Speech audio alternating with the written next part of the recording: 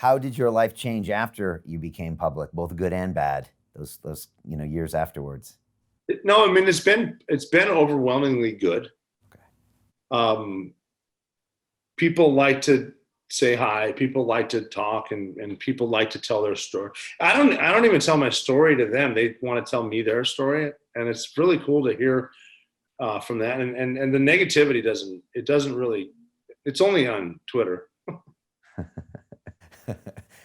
From what? Not other seals, just people. Oh no, well, no. It's just that's just how it works. Yeah, they'll people do what they do.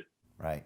And like 10 years on, do you ever look at the whole thing differently? Do you ever get philosophical about all this stuff and, life and death and their side versus our Oh yeah, side? of course. Yeah, the older I get, the more I think about it, and it's almost weird that if we just took a minute to understand each other as people, because the older I get, I realize that some of us we're just fighting each other because we were born in different places. Like I've thought about people that I've shot, and I've been like, you know what? Would we have been better off having a beer together?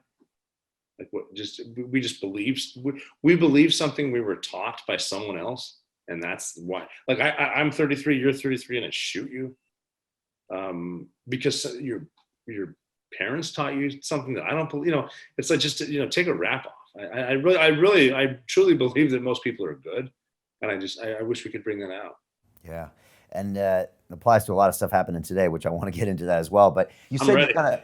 you said you kind of broke bread with some or scooped rice with some of the Taliban guys in Yeah. Afghanistan. I mean, have you looked down, have you seen a, Mujahideen or a Taliban and looked at them and been like, I respect these guys for what they do and the fighters they are? The Taliban were different because they're fighters and they know how to fight, and they're like face to face legit. Uh, I don't want to say man to man, but they'll tell you how it is. And we would set up meetings with them, and seriously, what always amazed me is they had ice cold Coca-Cola, but no ice, and then you would be eating rice with your hand out of it, and you just talk to them. It's like, hey, I know your brother is Taliban. I need to talk to him, and they would say no, and that's negotiation.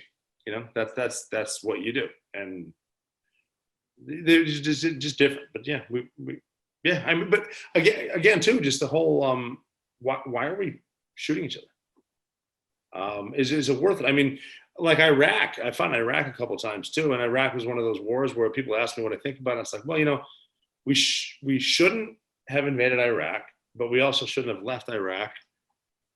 It's like, why are we here? It's like, maybe we need to start putting smart people in charge. Yeah.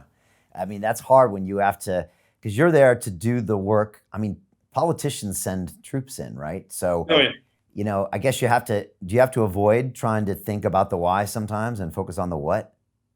Uh, well, yeah. I mean, but what's the point? What are we doing? What are we doing? And even explaining to politicians and higher up generals what we're doing here, why, how we can solve it, and they would tell us no. It's like, well, you're not on the ground. You don't know what's happening here, and it's all very personal. Talking to the locals, talking to the people, like winning hearts and minds is not handing out tea and cookies. Winning hearts and minds is stimulating their economy, going to the bazaar, not being a threat, and trying to explain to your leaders that regardless of your intent, if you're here long enough, you will be seen as an invader. So you're an occupier. You can't do it.